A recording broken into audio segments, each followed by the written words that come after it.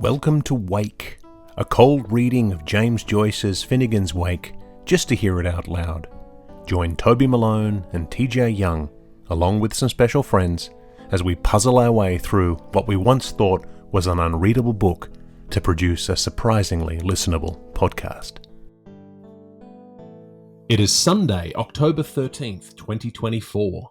It has been 149 days since we have started reading, with 399 pages complete of 628, meaning we have 229 pages left to go, and a 63.54% and 2 whole books of the way through Finnegans Wake. Welcome to episode 27 of Wake, the podcast that remains even further on than anyone thought it would go, turning purists into wakeists, one at a time, as we go about fulfilling a long-held bucket list item, reading James Joyce's Finnegans Wake out loud just once. I'm your host, Toby Malone, joined once more by the man who never wrote a light and easy play in his life, my co-host, TJ Young.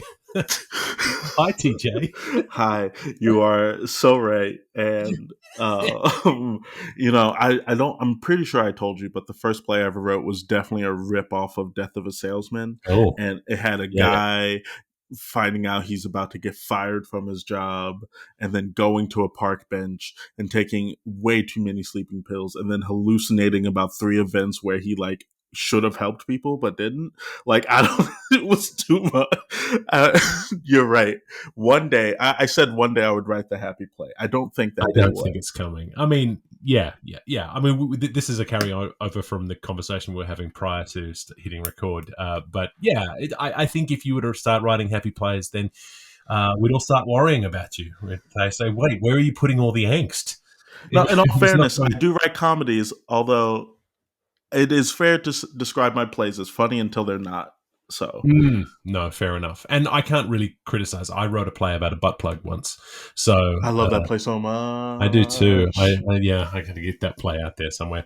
Anyone who's interested in knowing about that play or all of TJ's plays, join us on New Play Exchange, where you can see all of our works. Very true. So yes, we are here in the recap of Book 2. We are nearly 400 pages into Wake, and we did a recap of the last book. So this novel is broken up into 4 books or 4 sections. We're calling it Book 2. It could be Section 2 or Part 2, I guess. But yes, we'd like to do this as a recap, and we'll see what we see. I will say before we get started, I want to do a little public mea culpa in that I was telling TJ this earlier, in that we've recorded 26 episodes prior to now. And up until now, I've been producing these episodes, and every time I'd put them through, I'd think, TJ sounds great. The guest sounds great. I sound like I'm at the bottom of a well. And I don't know why. And so I thought, hey, why don't I check the settings on our recording app to see what's going on with the audio, and it turns out that I had not set my audio to be picked up by my microphone, but instead to be picked up by my laptop microphone, which is a foot away from me. So so the microphone that I've been speaking into has been doing exactly nothing, which probably explains why the sound has been poor. So I apologize for that. This shows just how slapdash this operation really is. You know what? I also, before we begin, I want to give us a little bit more credit than 399 pages, because technically Book 3, the first words of Book 3 outside of the 3 Roman numerals, start on page 403.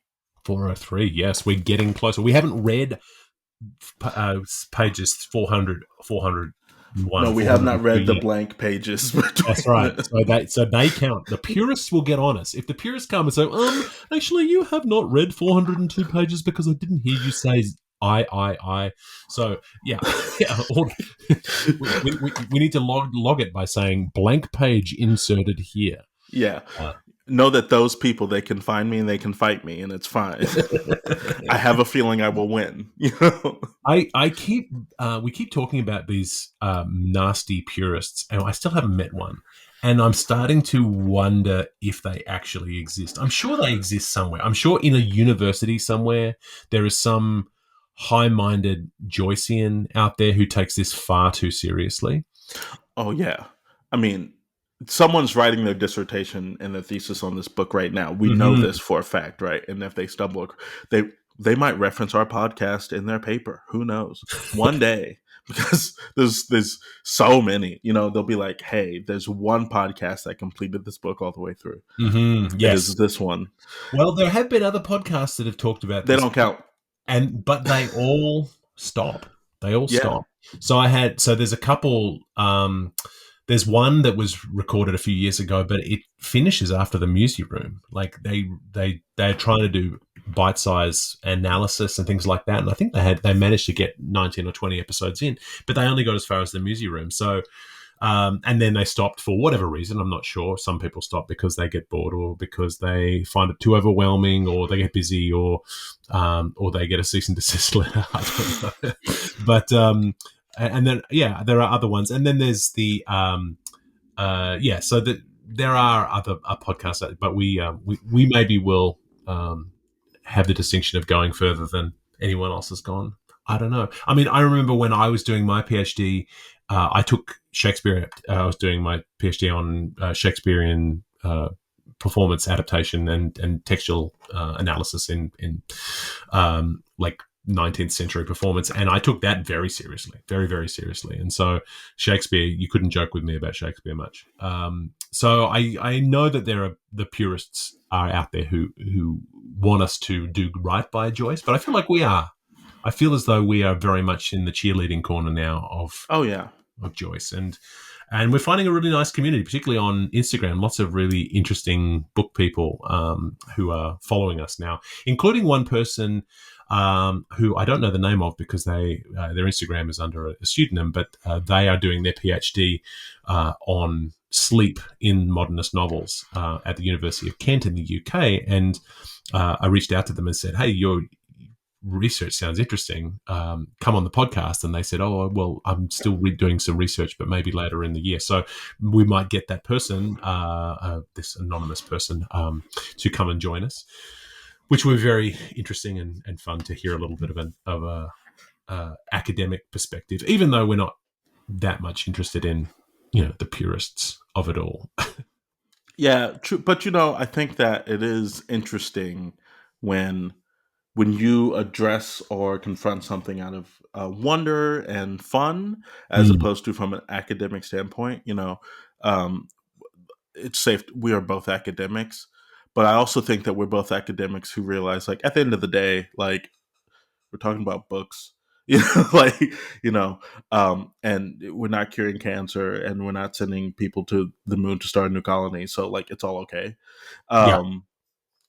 But there is that time where man, come come to me about queer theory when I Mm-hmm. was in grad school, or like African American theater, and I was like, wow. And I'm all like, yeah, think what you Yeah. want. Like, I have my thoughts, I have my opinions. Well, it's an affectation of youth quite often. That sort of taking something so seriously that you're not seeing it with that wonder, and so I'd like to think that we are getting enough of a pass based on the fact that we are approaching this in good faith, as opposed to just making fun of it. And I think if we had an expert on, and then we were to say, "What did you get out of that chapter?" And we were to say, "Well, I like this part where he describes a fart, and this one, this silly word made me laugh, and this one sounded dirty."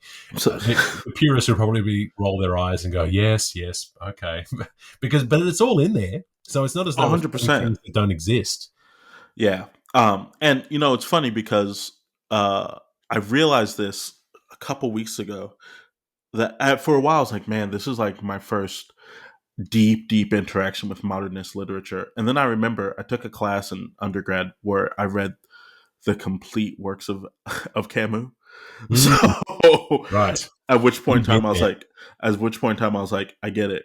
We are the strangers. I get it. Right. We are the like, Um but and it was really a colleague who brought this book up and said, "Have you read anything else?" She was like, "What? Do you like Kafka? Do you like Camus?" I was like, Mhm. was like, I do.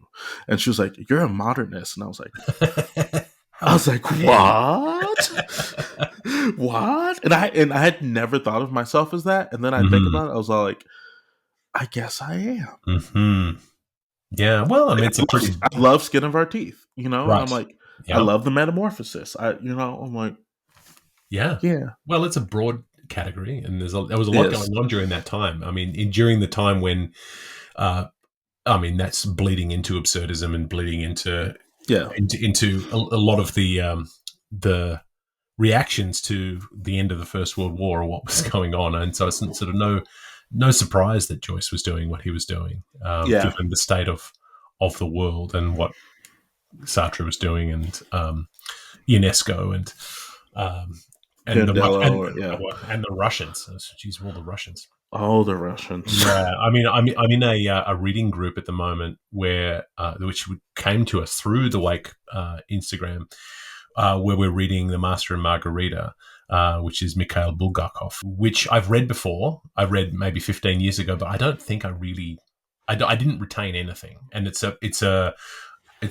classic, an absolute classic. It wasn't published properly in full until the 1960s, but it was written at exactly the same time that Joyce was writing The Wake, and he finished writing. He's finished writing it right around 1940, and then he died.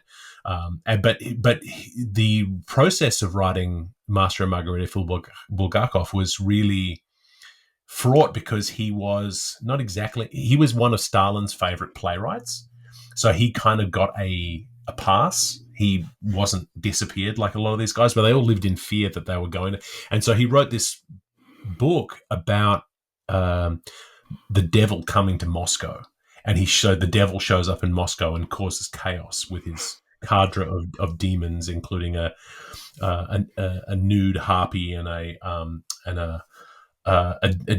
demon and a giant human-sized cat, and they cause chaos throughout Moscow and fool everyone just to see. And the idea is, if there is good in the world, there must be evil, and so he's testing that theory, but also because Russia at the time was an atheist country, the idea of him saying if there is a devil, there must be a god, and that was the sort of thing that got you sent to Siberia or killed.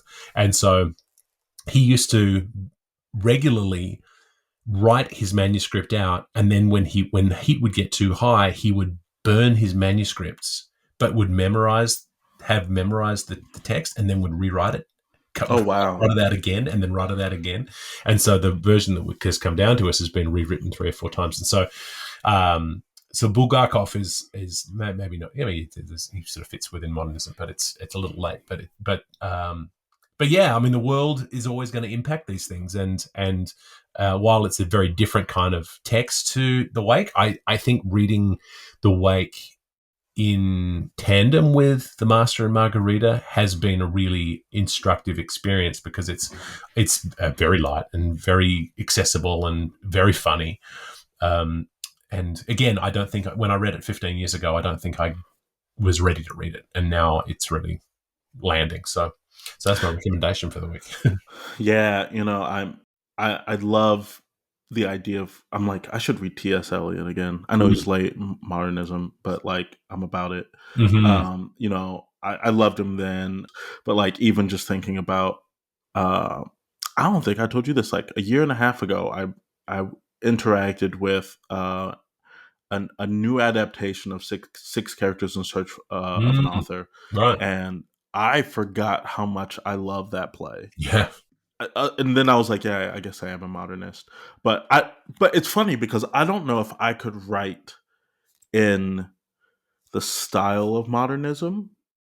And I think mostly because it's like the things that are going on in the world today and are almost consistent and overwhelming access to knowledge and information makes me feel like to wax poetic is a waste of time is not the right word, but like, you know what I mean? Yeah, I mean, it's all that reflexive stuff. It's all sort of really reflecting back on the reader, back on the audience.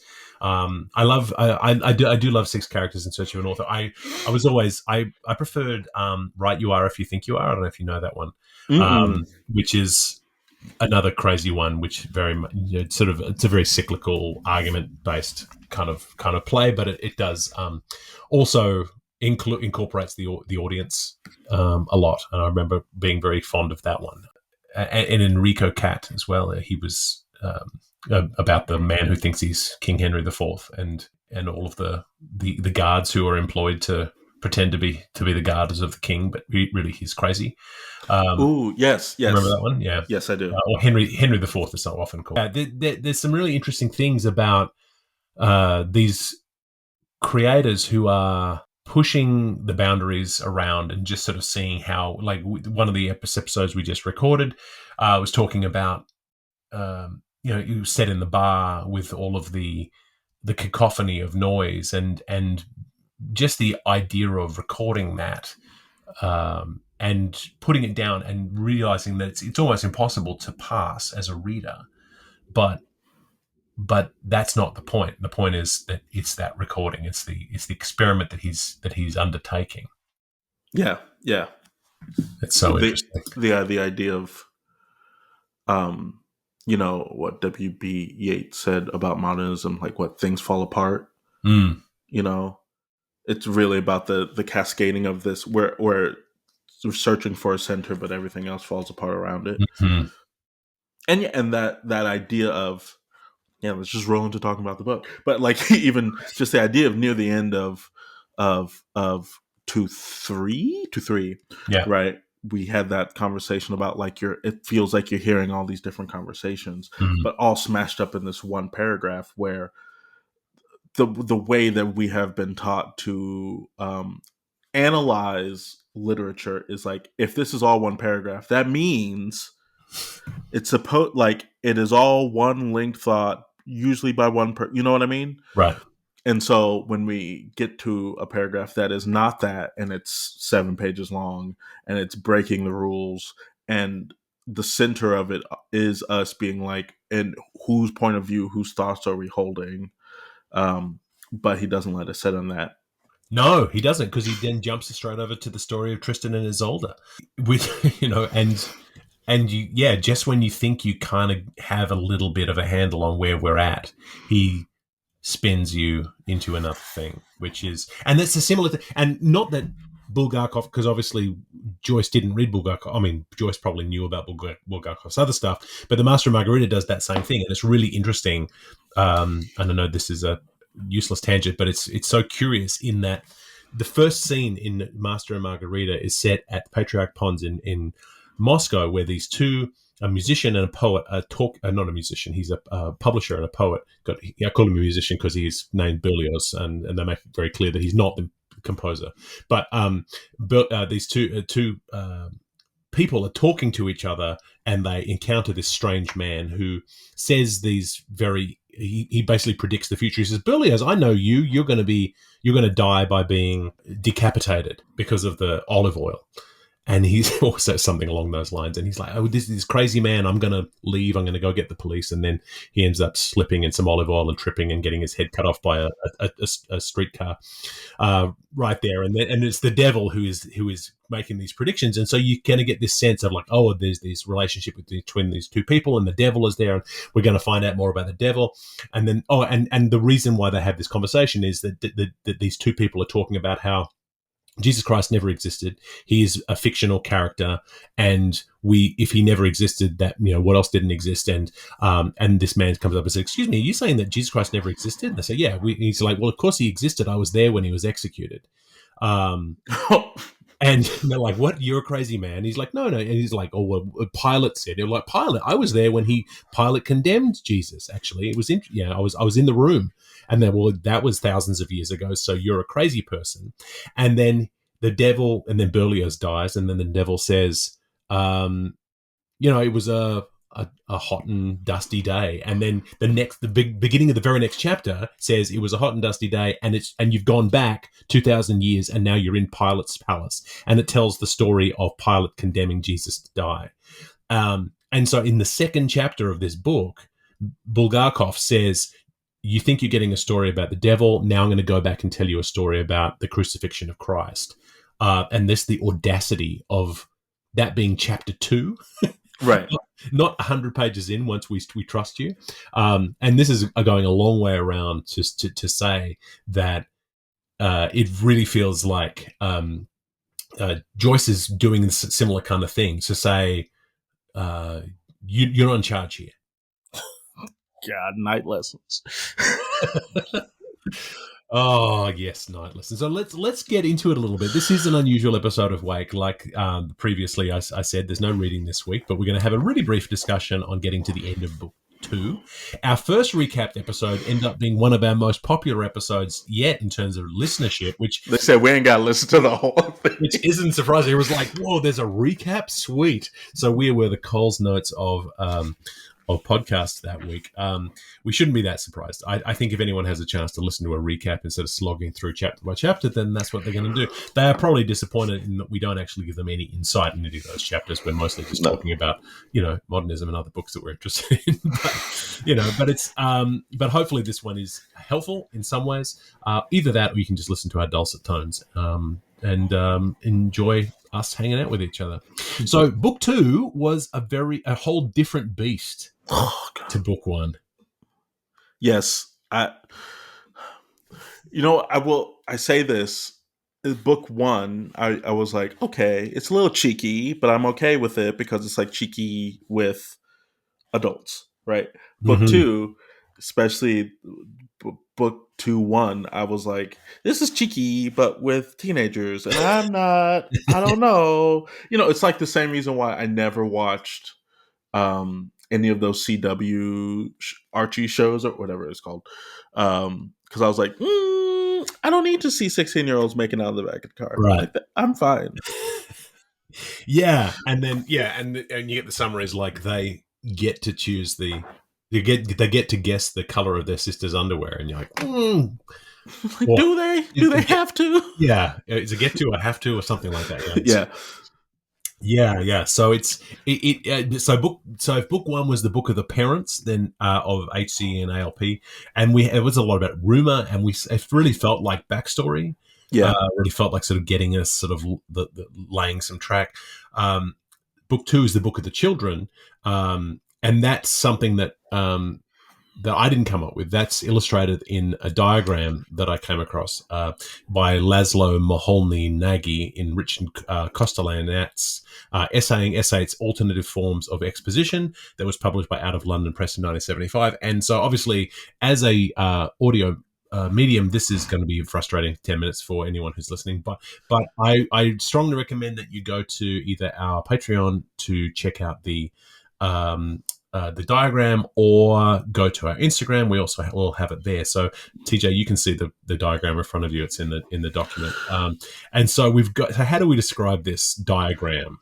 It's a series of concentric circles going out in the way that one would picture the rings of hell from Dante's Inferno, right? With rays actually piercing through from the center. James Joyce insignated a circle to also give greater themes and ideas, and then on the side actually talking about each of the members of HCE's family, HCE, ALP, Izzy, Jerry, and Kevin, their relationship to each other, their history with each other, and then how they are. This is crazy. Like the biblical references that they have to each other, the mythological references that they have, the literary references, the allegorical references, their narrative function. Like it's really great because I'm actually like actively talking about I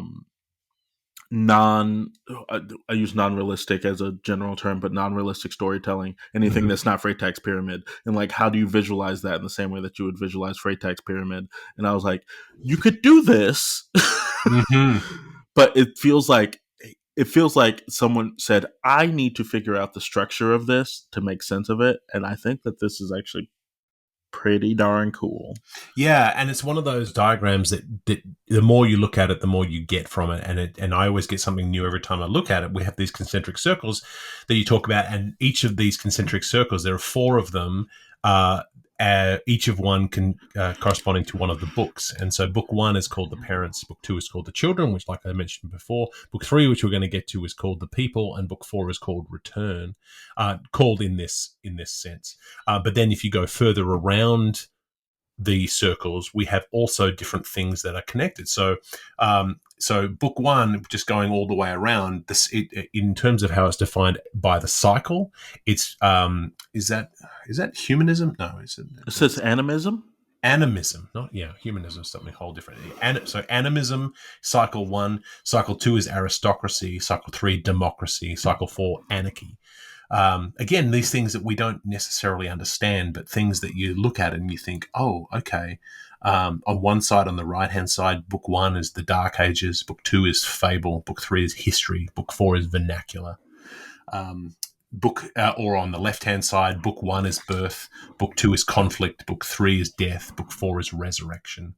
So these circles sort of are ways of not only sort of understanding the allegory that runs throughout each of these books, but also being able to look at the different representations that HCE and ALP and the kids have in different kinds of ways: familial, historical, legendary, mythological, cabalistic, biblical, symbolic, linguistic. It's fascinating, and it's one of those. And then these radiating lines that go through that sort of suggest that these are constants throughout each book, talking about the rise or the wake or different kinds of things like the 12, and there's references to 12 from time to time, and then it says the 12, which refers to the 12 months, the 12 zodiac signs, also 12 jurors, and it suggests the thunder word that goes all the way through is the voice of God. Yeah, I mean, it's one of these things where we try so hard to sound like we know what we're talking about, and then we come across something like this and we go, this feels a lot like, I don't know if you've got to see that link there to that Instagram under there, TJ, but there's a link where someone has taken this chart and pretty great. So someone's taken the chart and they've so there's a Instagram account that we follow that I love. I don't know if it's still active, called real_Finnegans_wake. Go follow them because it's a meme it's a meme account all about Finnegans Wake, and the depth of connection is kind of astonishing. And so they've taken this chart and they've put it in front of Charlie Day from It's Always Sunny in Philadelphia, but given him an eye patch, so he's Joyce. I am dying at the one that he has of the chart from Night Lessons, right? That is supposed to be of the female anatomy, and it's to Adam Levine, and it just says a lot of expletives, but it says that body of yours is absurd. It's right, yeah.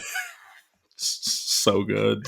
Yeah, he also uses a lot of Wordle by sticking in all of the words from the Wake into Wordle. Yeah, lots of really fun stuff in there. So worth checking that out with all the different. That's so good. Yeah, so I don't want to spend too long on visual jokes while we're on an audio medium, but I will say real quick, like there's lots of things in here that I have used to like analyze literature before, right? Mm-hmm. Like looking at the allegories that they might hold, or how the historical references, all those other things, what myths that they might be related to. But being able to be like, this story boils down to a Kabbalistic sort of idea of Adam and Eve and their children. It's like, that's crazy. But also, is he as Lilith, which the perception of Lilith in contemporary times is really complicated. Yes. So. Yeah, there's I mean, legendary with Finn McCool. So HCE really is everyone. HCE is Earwicker, but he's Finn McCool, Osiris, Adam, St. Patrick. But autobiographical, that's another interesting one, because HCE as Joyce, and ALP as his mother and his wife, which Yeah. Joyce's daughter, Lucia, and but then Jerry is also Joyce again, and Kevin is Stanislaus, his brother, and then we have the symbols along the top. Remember that was from Night Lessons. Remember the symbol family with the upside down E and the triangle and the square, which we incorporated just by describing them. But that's also, and I've seen people with that as their tattoo, with just the Ain't gonna be me. I'm gonna say I'm gonna say that deeply. symbols. Yeah. You don't want the Earwicker family written on your body. Not for anything, you know. No. But you know, I will say the first book felt like dipping your toes into the pool so that way you understand what the temperature's like. Mm-hmm. And then the second book felt like Joyce was at the thermostat being like, you got comfortable, didn't you? Yeah. know? Yeah, I kind of felt like we were looking forward to book 2 because we were like, oh, there's stuff in here. There's interesting columns and there's going to be all this sort of stuff. But it did turn into a bit of a slog at times. Yeah. And so going through the children, through Fable, like it comes in this conflict, the aristocracy from this chart. What's your overall take? I mean, so in terms of the chapters, we had 2-1, which was Night Games, 2-2, Night Lessons, 2-3, Tales at the End, and 2-4 was Tristan and Isolde. Yeah. You know, being able to look at them or think about them in that order, in that context, it really felt like the children were here to provide stakes. I have no other words for it, right? Like the innocence of children showing up, but not only in the fact that they are still beholden to the wants and desires of their parents, right? You know, ALP is like, come in and freaking learn.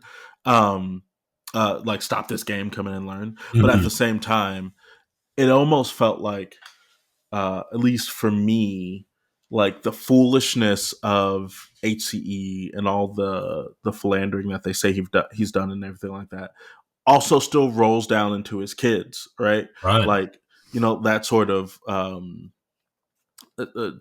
sexual exploration. It's like, yeah, apple tree, not fall too far. But it also felt like the kids had way more structure around their lives, right? Where they're playing games with each other, they're putting on plays, and then they're sitting into a lecture, which feels like preparing people for a society that is almost incongruent to the society that we're exposed to, of people in bars drunkenly, you know, watching lovers as they make out on a park bench recounting their own loves. And right, there's this like, this is the way that we train our children to be, versus like, this is the way that we act out in the world.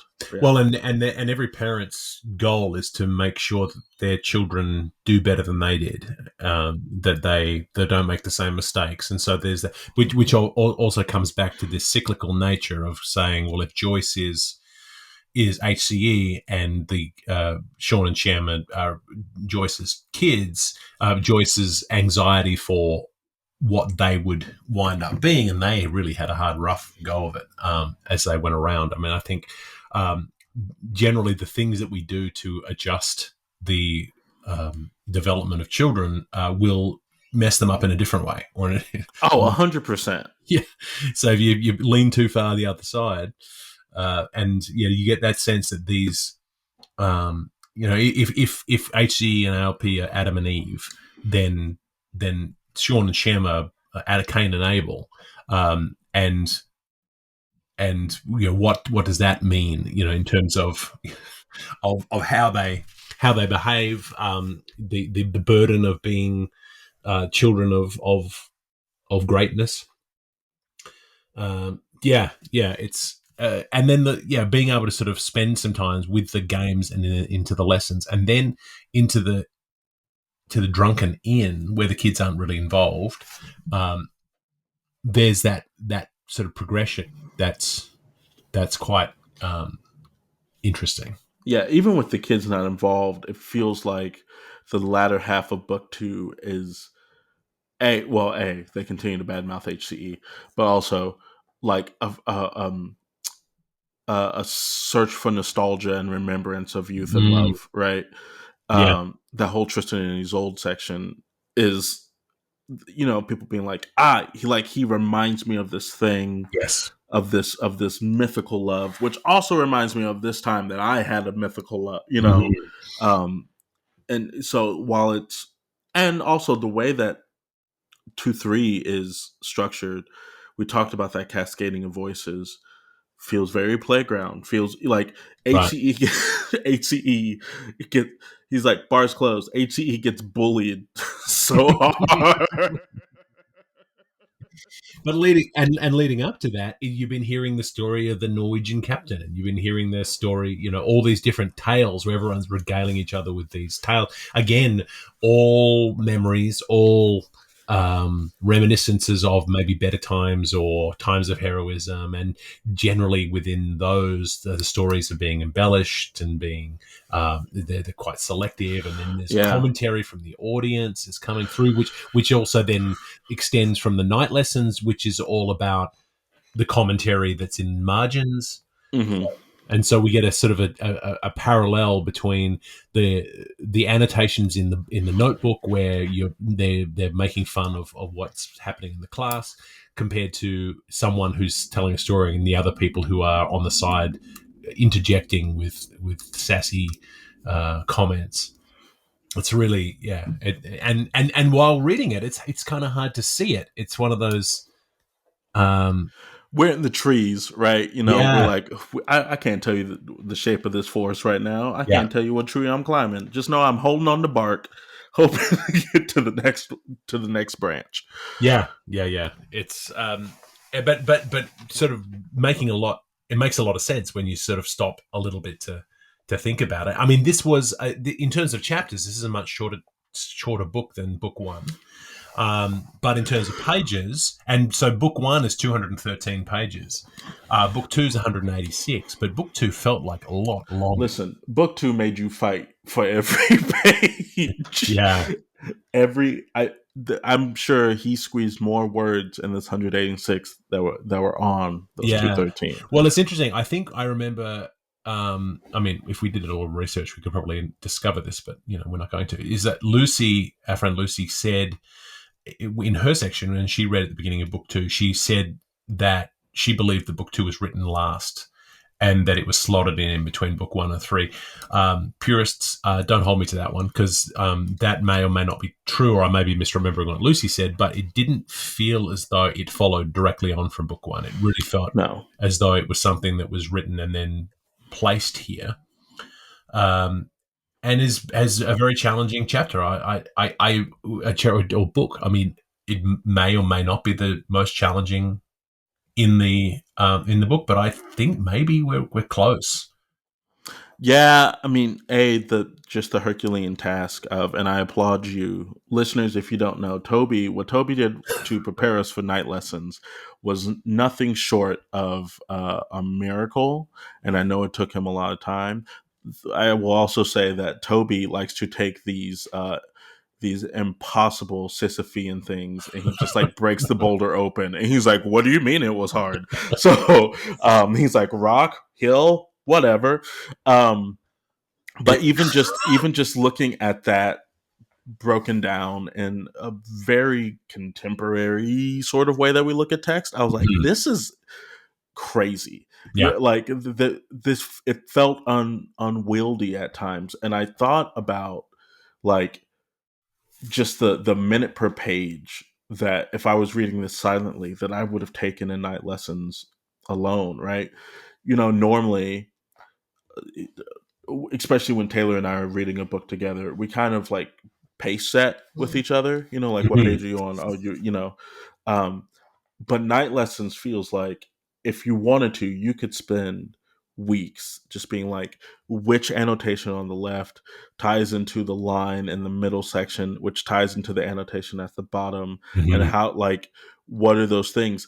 And it's actually the first time that it felt like this whole book has felt like a dare from Joyce to be like, figure out what's happening. Yeah. But it's the first time that it felt like, I'm going to give you a structure that is academically set up to aid in your comprehension and then spit on you the entire time because good luck, you know? Yeah. Yeah, yeah. Do you think, oh, there's a diagram. The diagram will help me. And of course not. The reason we have annotations in books is to say, like, what is that word? Okay, here's the history of that word so that way I can go in with further understanding. And we read those annotations and we were like, less.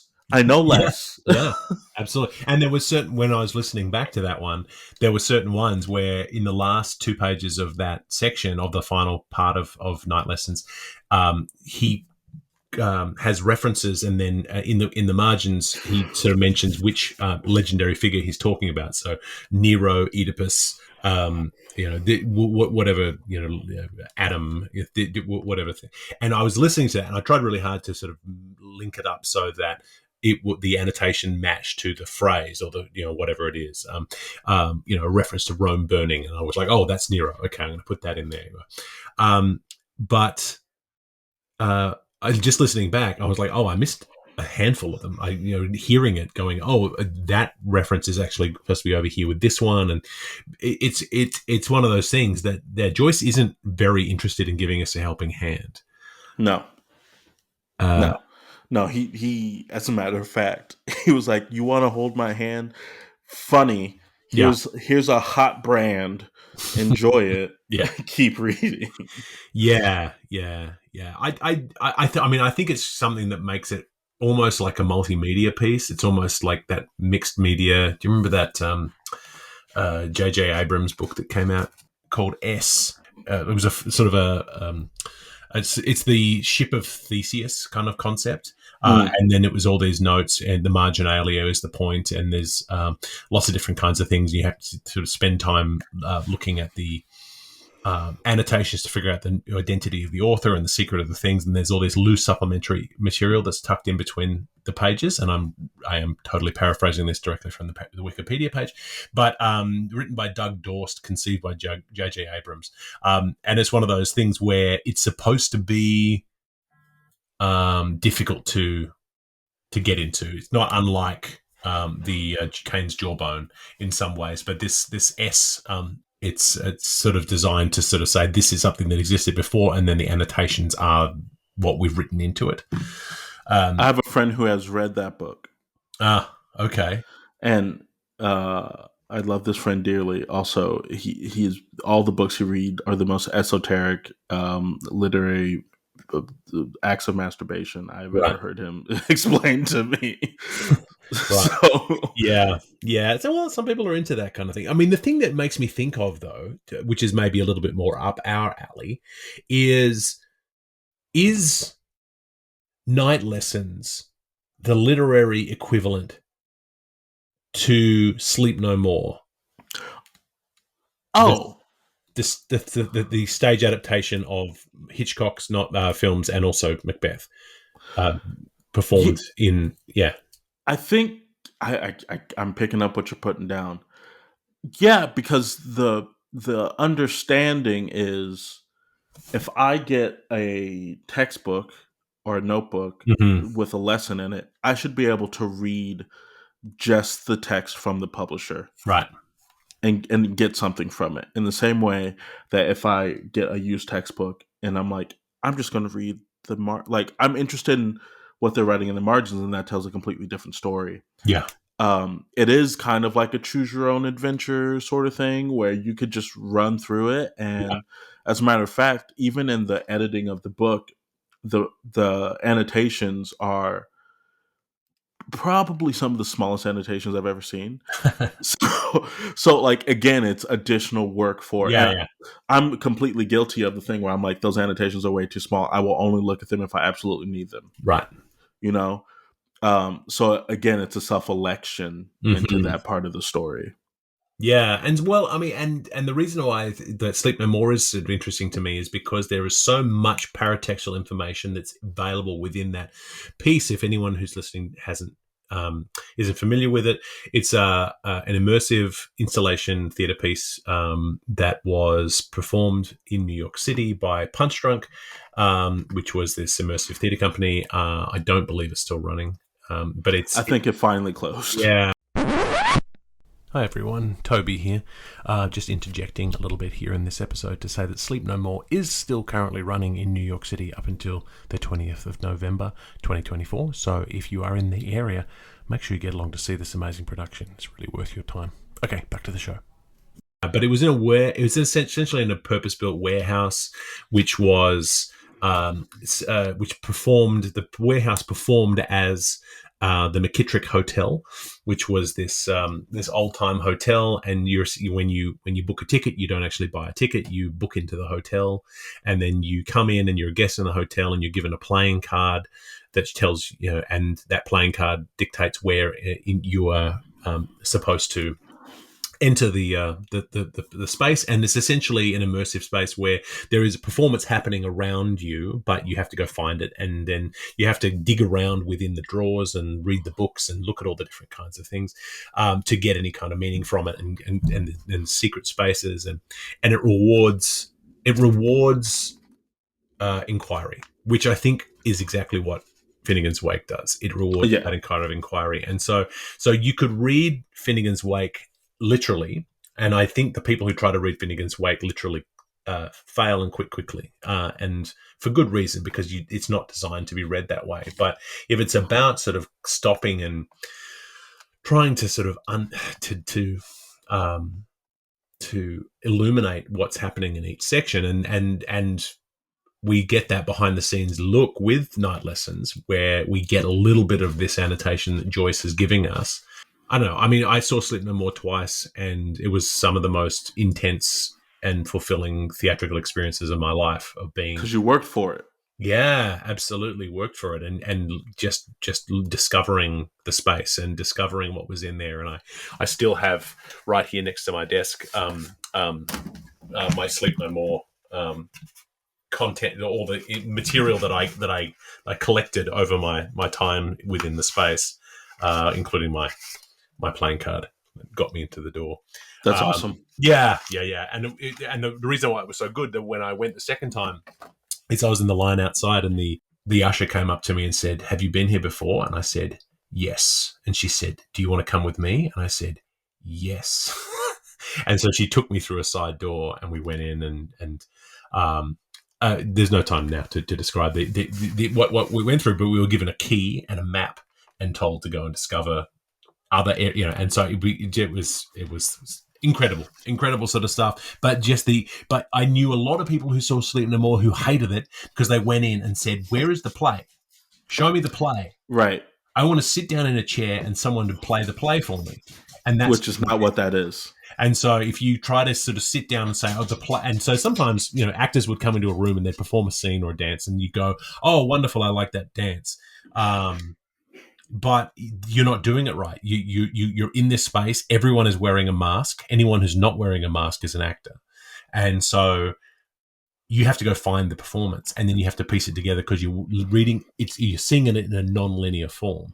And so, and then there's all these additional quests where you can go in and find secret doors and things like that. And that's, it's astonishing. It's incredible. And I feel as though there's a lot that Finnegan's Wake shares with Sleep No More. Yeah, I think it's the while we were talking, I was also doing just some preliminary reviews and looking at S and stuff like that, right? Where and trying to make parallels between S and Finnegan's Wake and Sleep No More and stuff like that. I think that from what I'm able to ascertain is that the thing that people praise in S is the experience of the book. They're like, the story's okay. Right. You know what I mean? They're like, the story's okay. And they're like, it's really about the effort that you had to put in to get to the story that people, they're like, the concept is great. The story's okay. Feels very J.J. Abrams. Right. But the thing that I'm starting to really appreciate about Finnegan's Wake is that in book one, we're like, we are working in for what, Mm-hmm. And now, um, the poetry of it's really starting to stick out. The singing of it's really starting to stick out. The fact that I have any sort of emotional reaction at all to what characters are being asked to do is really starting to like show that, oh yeah, there's something to this book. Um, and I'm we use it as a resource, and I love that we use it as a resource. But I'm gonna say, like, I almost feel like Oxford World Classic underplays what happens in these chapters. Yeah. You know what I mean? Like it's the log line of those pages Right. as opposed to leaning it. Like, I'm super interested, and it won't be us. It definitely won't be me, but I'm super interested if someone goes through and being like, and this is like, sure, it's the drunken people talking about HCE, but Right. like, this is what they're saying, you Yeah. know? And, but I also am feeling that I'm at the point where whenever we finish reading and we sit through and we do, you and I both do the thing where we take a moment where we just look back and be like, what the hell happened? Yeah. And we're able to find those little nuggets that just leap out on the page. Uh, it is the story coming through in a way that again proves that it's not just concept over content. You know? Mm-hmm. Yeah. Yeah. Yeah. Absolutely. Yeah, I mean, I don't know if you have a one of those chapters, Night Games, Night Lessons, Tales, or Tristan, that stood out to you as being your I favorite. you, I really enjoyed Tristan Mm-hmm. because I liked it felt like the most camaraderie Right. in the whole entire book, and just like oh yeah, there's these five guys and they did this thing, and like, oh yeah, what happened to him again, like Yeah. that sort of element with, oh yeah, we're not talking about them right now, we're watching these two, and this is what he should do. Oh wait, but let's go back to like the journey that that whole thing I thought was, or was that Tales from the End? I can't remember, Yeah. Yeah. but whichever one was about, like, yeah, and we went to war and we did this thing, Yeah. like, I Yeah. thought that was really great. Night Lessons, it was a combination of the density of that chapter, and listeners should know we recorded all like 4.5 hours of that book, Yeah. like, in one go. Yep. So that was the biggest push that we've done. um but also, so for me, I think it's kind of bookend and Tristan and Isolde and Night Games, with Tales at the end and a very close second if those two are tied, and then Mm-hmm. Night Lessons in third, partially because of the physical demand that was there, and also because I feel like it's the one where it has the most to mine, Right. and it's the one that I'm like, I feel like I extrapolated the least from. Yeah. Yeah. You really, yeah, like I keep saying, you really feel as though that's one that's going to reward you, and then it just says you're not ready. Yeah. Come back later. Well, I mean, Neil tells the story of his friend who spent his entire career in 8 pages of night lessons, and Yes. I hope he got something out of it. I mean, that's the thing. It's always the giant tragedy of people who do. I mean, if it's PhDs or writing a book or whatever, but that is such a long and lonely process that all you hope is that, oh, geez, I hope you got a degree from that, or I hope you got a book publication, even if no one read the book. Because, Yeah. if you slog away like that and then, yeah, it was all for, I don't know. I mean, I'm sure that man also doesn't want any pity. I'm sure he thoroughly He chose enjoyed. it. He Yeah, chose this life. absolutely. I think often about the quotation of why Finnegans Wake and his response of what else is there. I think of it often. Not gonna lie, I can think of a list, but Yeah, but this in terms of something that's going to be perennially challenging. I think, I mean, because I love the works of Shakespeare. I'll never suggest that I have mastered the works of Shakespeare, not even scratch the surface of being close to starting to master the works of Shakespeare as both an actor and as a dramaturg and as an academic. And I've hit it in multiple different ways. But I also kind of, in many ways, I know enough about Shakespeare now that I can put Shakespeare aside and still be pretty good with Shakespeare right. indefinitely, right? And so I can still consider myself a Shakespearean, even though I haven't really been a Shakespearean in anger for a while. Um, And I'm currently writing a book on Romeo and Juliet and performance, but that's by the by. Yeah, that's forthcoming in something like 2028 or something. So don't hold your breath on that one. I mean, but at the same time, you know, it's part of the reason why you and I clicked on an artistic level, because when I brought you my plays, I was like, I don't need someone who can tell me like about who's someone who's like, this is realistic. I was like, I need someone who understands the way that poetic language and heightened language can influence and tell a story right. in a way that Shakespearean writing does. And I was like, oh yeah, no, this makes sense to me. Right. Yeah. Yeah. Which is why you sent me a video first, a DVD of Passing Strange, to make sure that I was on the right page. I was like, this is what I want to do. And again, it's interesting, the sensibility of something like Passing Strange, which doesn't go the easy route, you know. And Stu has every opportunity in Passing Strange to take the easy road and to say, I'm just going to make a musical about my life and how I came to be here. But he never takes that easy road, and he's just, you know, and so that ran on Broadway and failed fairly spectacularly in not very long because it was hard. Yeah. And very much like Finnegan's Wake failed spectacularly during Joyce's lifetime and even afterwards because it was hard, and no one wants hard. You know, what's funny is that there's talk of a remount of Passing Strange with ART. Right. And the people who got Passing Strange have championed this musical like no other. Right. And it is very much like a Finnegan's Wake type of thing. It's funny because when I always get asked the question first day of classes, or you know, whenever I'm in a room full of other theater artists and they say, what's your favorite show? And I say Passing Strange. I get two kinds of reactions, and they're almost like the reactions when people say Finnegan's Wake is their favorite book. I get one where it's like, I keep hearing that, I've never seen it, and I know I should. Right. Or, isn't that the most brilliant thing you've ever seen? Right. Yeah. And just like Finnegan's Wake, just like Sleep No More, Passing Strange breaks the format. Destroys it. And it says, this format you like, that's cute. I'm going to go over here and do this. And we come in, and I guarantee you had a theater on Broadway full of German tourists saying, we're going to go see a musical. It's Sound of Music, right?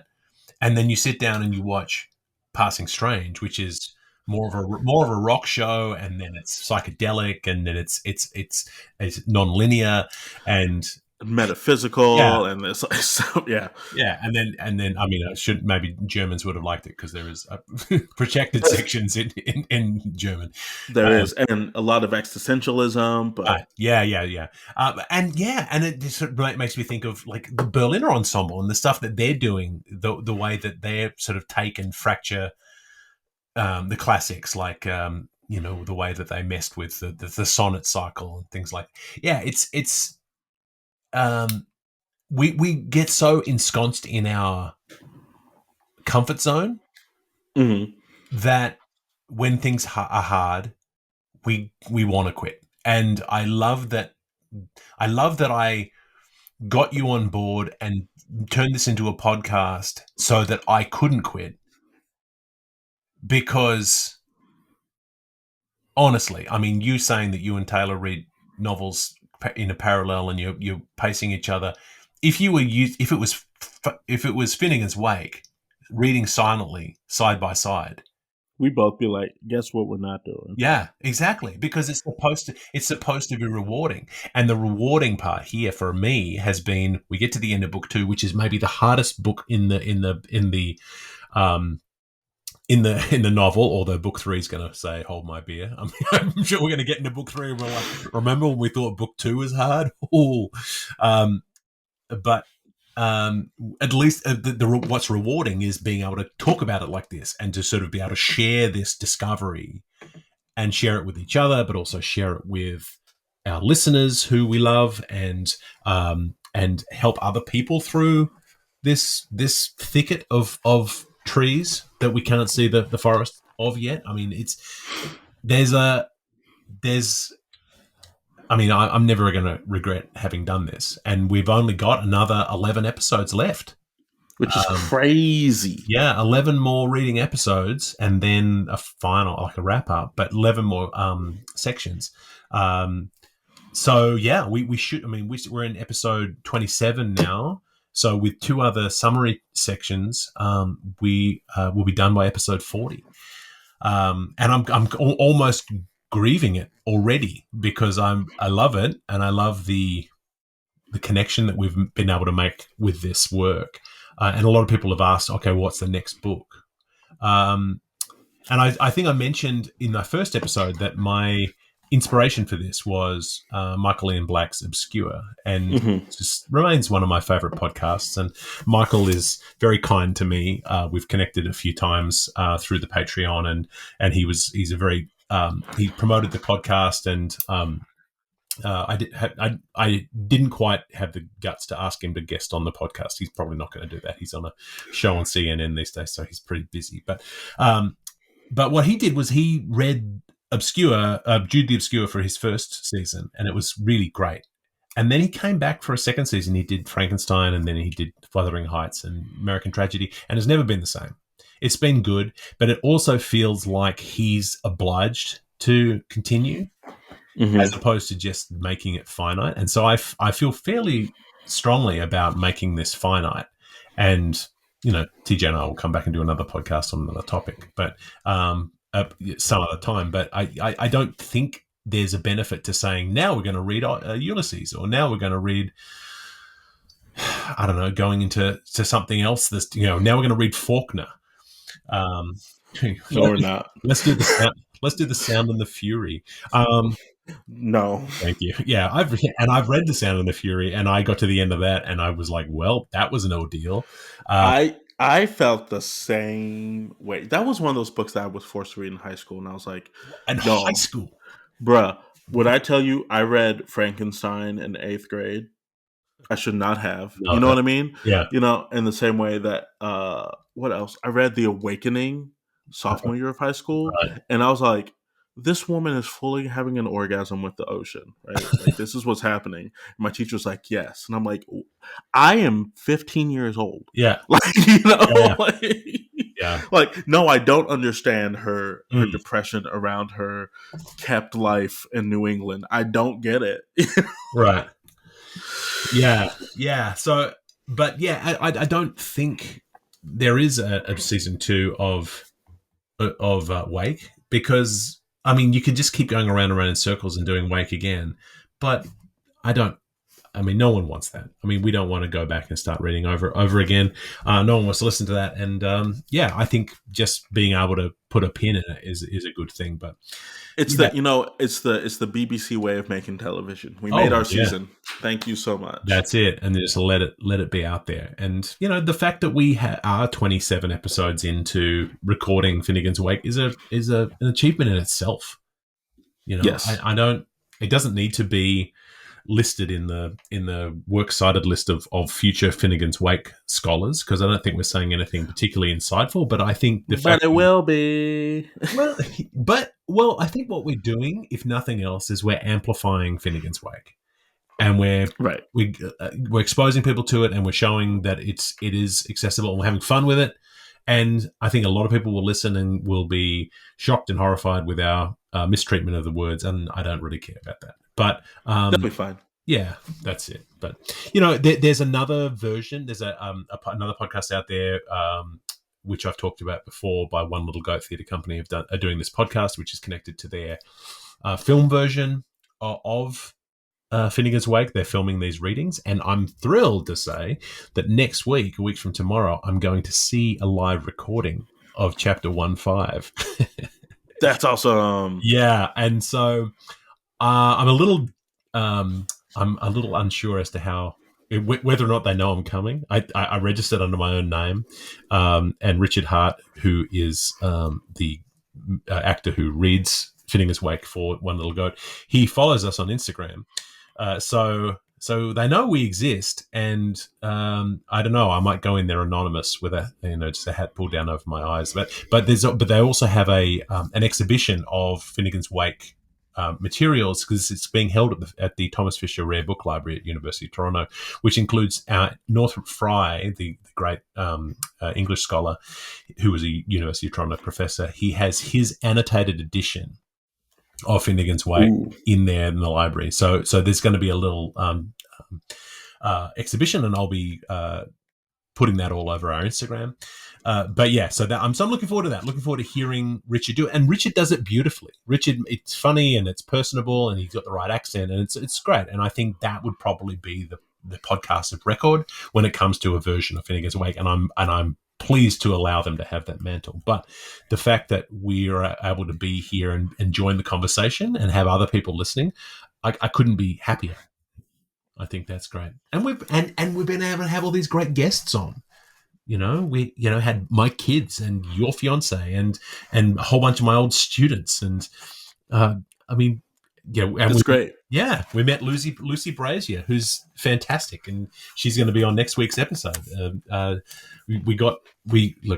Finding a way to get more people to know about Neil Wexler that's part of my your life goals these days. Is always just making sure that more people know about Neil Wexler.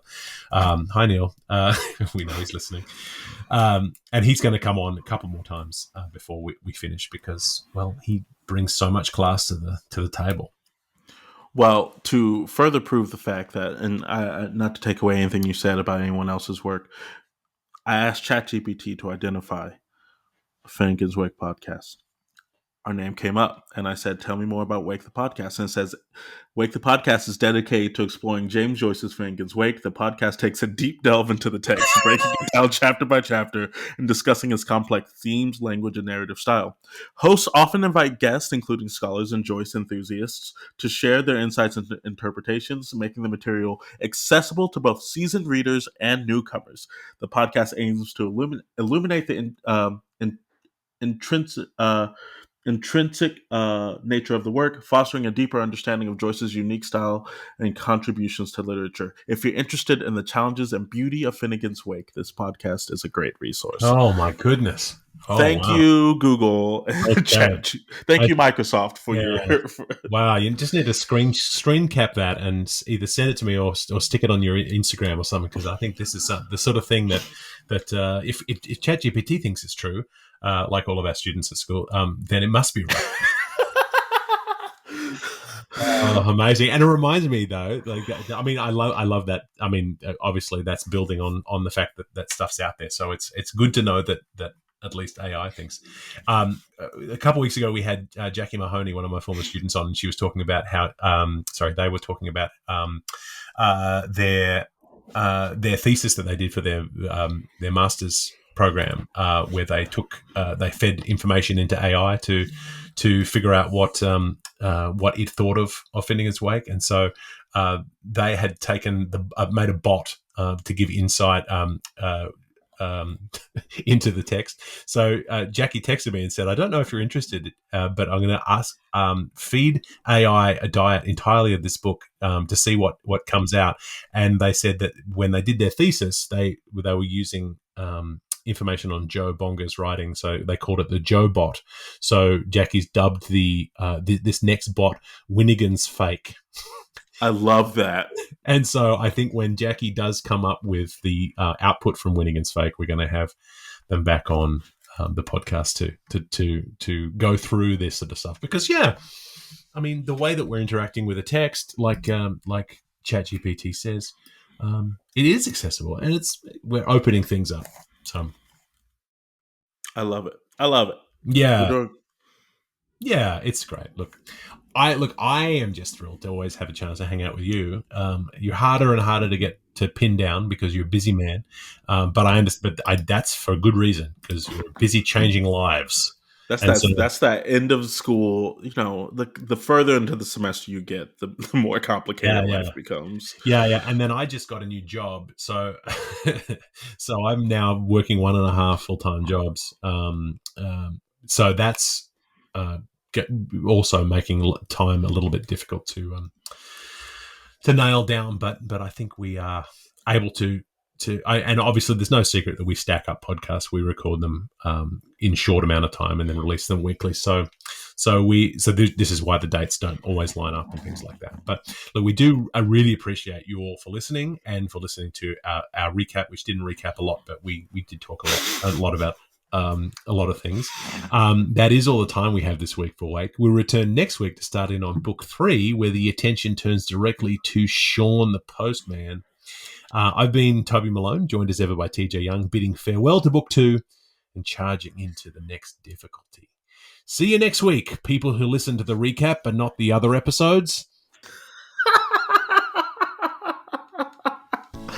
It's so good. This has been Wake, a cold reading of James Joyce's Finnegans Wake, just to hear it out loud. If you've made it this far, thank you for your dedication. Join us next week for another segment of Finnegans Wake and a chat about what we've found. Wake is a Moon Street Media podcast, engineered by TJ Young and Toby Malone.